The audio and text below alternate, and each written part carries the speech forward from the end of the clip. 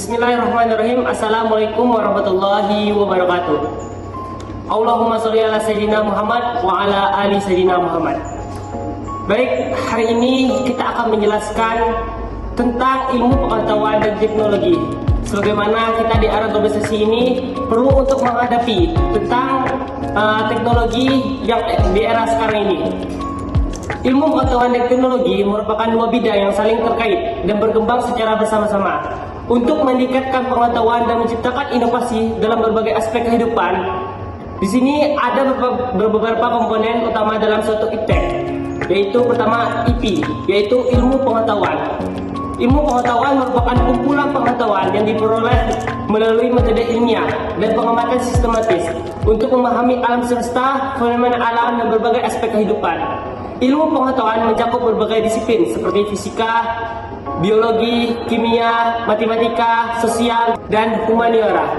Selanjutnya ada teknologi atau bisa disebut dengan tech. Merupakan penerapan ilmu pengetahuan untuk merancang, menciptakan, dan mengembangkan alat mesin, sistem, dan proses berguna bagi manusia. Teknologi bertujuan untuk memudahkan kehidupan manusia, meningkatkan efisiensi, dan menciptakan solusi inovatif dalam berbagai bidang seperti komunikasi, transportasi, kesehatan, dan industri. Kombinasi antara ilmu pengetahuan dan teknologi memungkinkan terciptanya perkembangan pesat dan berbagai sektor, mulai dari kesehatan, ekonomi, pendidikan, hingga lingkungan. Iptek memiliki peran penting dalam merespon tentang global, memecahkan masalah kompleks, dan membuka peluang baru untuk kemajuan manusia. Hal yang perlu diketahui tentang mempelajari tentang ilmu pengetahuan dan teknologi dari segi positif dan negatifnya. Dari segi positif mempelajari ilmu pengetahuan dan teknologi, yang pertama, kemajuan dalam penelitian medis. Ilmu pengetahuan dan teknologi telah mendorong penelitian medis yang mengarah pada penemuan obat-obatan, terapi yang lebih efektif, dan langkah preventif untuk mengatasi penyakit-penyakit berbahaya. Yang kedua, kemudahan komunikasi. Teknologi telah meningkatkan kemudahan komunikasi melalui platform online, media sosial, dan aplikasi pesan instan, memungkinkan orang untuk terhubung dengan lebih mudah di berbagai media dunia. Yang ketiga, peningkatan produktivitas. Perkembangan teknologi telah meningkatkan efisiensi dan produktivitas di berbagai sektor, memungkinkan proses produksi dan layanan menjadi lebih cepat dan efektif. Yang keempat, inovasi pendidikan. Teknologi telah membuka akses ke sumber belajar yang lebih luas, memungkinkan para pelajar untuk mengakses informasi dan pengembangan tanpa batas, serta membantu dalam pengembangan metode pengajaran yang lebih interaktif dan efektif. Yang kelima, pelebaran kesempatan ekonomi. Ilmu pengetahuan dan teknologi telah membuka peluang ekonomi baru, menciptakan lapangan kerja dalam bidang-bidang baru seperti teknologi informasi dan energi terbarukan. Selanjutnya, dari posisi negatif mempelajari ilmu pengetahuan dan teknologi. Yang pertama, ketergantungan teknologi. Penggunaan teknologi yang berlebihan dapat menyebabkan ketergantungan yang berdampak negatif pada aspek sosial, mental, dan fisik individu. Yang kedua, ancaman privasi.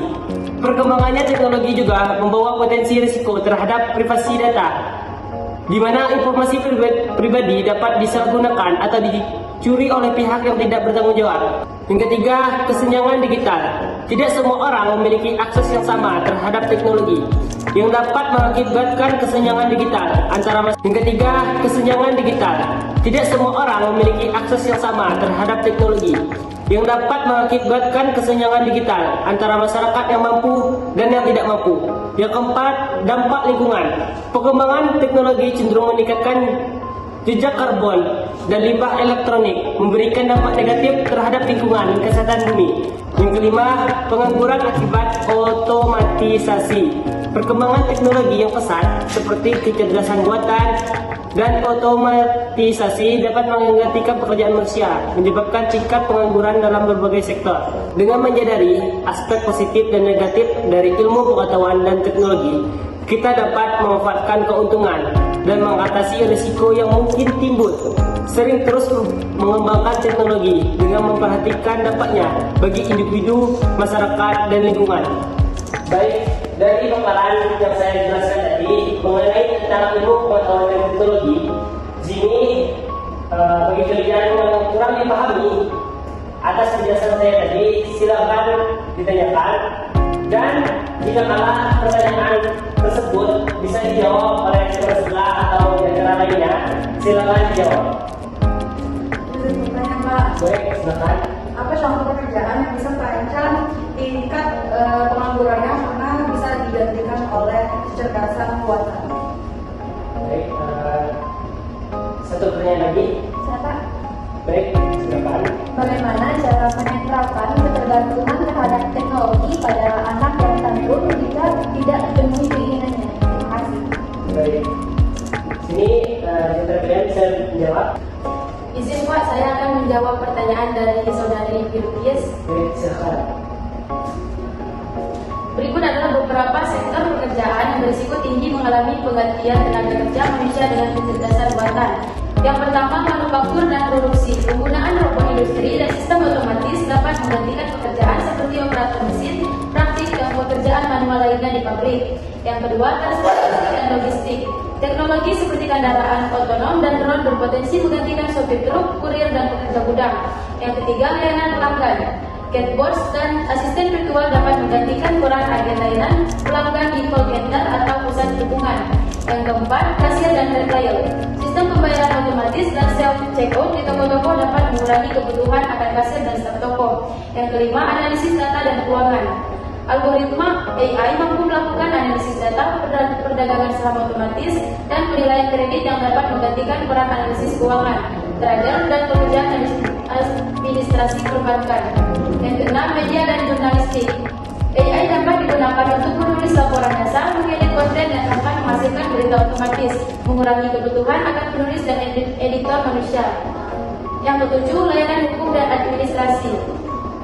AI dapat menggantikan pekerjaan paralegal, asisten hukum, dan pekerjaan administrasi lainnya dengan kemampuan untuk mengelola dokumen dan melakukan analisis hukum dasar. Yang kedelapan, kesehatan. Sementara dokter dan perawat tetap penting, beberapa tugas seperti analisis radiologi, diagnosa awal, dan administrasi medis dapat dilakukan oleh AI. Yang kesembilan, agrikultur. Robot pertanian dan sistem manajemen tanaman pintar dapat menggantikan tugas-tugas manual seperti penanaman, pemupukan, dan panen. Dan yang terakhir, pekerjaan kreatif. Pekerjaan seperti desain grafis, pembuatan musik, dan penulisan naskah dapat sebagian digantikan oleh AI yang mampu membuat desain musik atau konten berbasis template. Baik, terima kasih. Apakah jawaban dari Okti bisa dipahami dari Bilqis? Selanjutnya, baik, terima kasih. Apakah jawaban dari Okti bisa dipahami dari Bilqis? Selanjutnya, pertanyaan dari siapa tadi? Oh iya, bisa dijawab oleh saudara Hadi. Jika saya akan menjawab pertanyaan tadi saudara Arya, menetralkan ketergantungan terhadap teknologi pada anak yang baru jika tidak dipenuhi keinginan memerlukan berhasil presiden dan kritik. Beberapa kata yang bisa kita ambil. Satu, aturan yang jelas dan presiden. Tentukan batas waktu penggunaan teknologi, misalnya 1 jam per hari, dan ditetapkan aturan ini kepada anak. Presiden dalam menerapkan aturan tersebut agar anak memahami bahwa batasan tersebut tidak dapat dinegosiasikan. Yang kedua, berikan dengan aktivitas alternatif. Sediakan berbagai aktivitas yang menarik seperti membaca buku, bermain di luar, atau kerajinan tangan. Ajak anak untuk terlibat dalam kegiatan keluarga yang menyenangkan dan interaktif. Yang ketiga, memberikan contoh yang baik, tunjukkan perilaku yang seimbang dan menggunakan teknologi sebagai orang tua agar teguh meniru perilaku orang tua mereka. Ulangi penggunaan gadget di depan anak dan tunjukkan bahwa ada kegiatan menarik lainnya. 4. Memberi penghargaan dan konsekuensi. Memberi penghargaan untuk perilaku yang baik, misalnya jika anak bermain tentang gadget selama waktu yang ditentukan. Terapkan konsekuensi yang konsisten jika anak melanggar aturan tetapi hindari hukuman fisik. 5. Latih keterampilan mengatasi emosi. Ajari anak cara mengolah emosi mereka tanpa tergantung pada teknologi seperti dengan teknik pengawasan atau organisasi sederhana. Beri dukungan emosional dan bantuan mereka mengikuti mengidentifikasi serta mengekspresikan perasaan mereka dengan cara jangka. 6. Konsultasi dengan ahli. Jika masalah tergantung teknologi, sabar akan sulit dalam sendiri. Pertimbangkan untuk konsultasi dengan psikolog atau ahli perkembangan anak. Pak, bisa dipahami? Baik, nah itulah penjelasan dari tentang mulai ilmu pengetahuan dan teknologi. Pertanyaannya tadi bagus dan jawabannya tadi bagus juga. Jawabannya tadi mungkin itu sangat mudah dipahami, seru aja, tapi mudah untuk dipahami untuk kita sendiri. Perlu diketahui bahwa ilmu pengetahuan dan teknologi itu sangat penting bagi diri kita. Yang mana kita lihat kondisi globalisasi saat ini, di mana ancaman penipuan berada di mana-mana. Karena itu kita harus mempelajari ilmu pengetahuan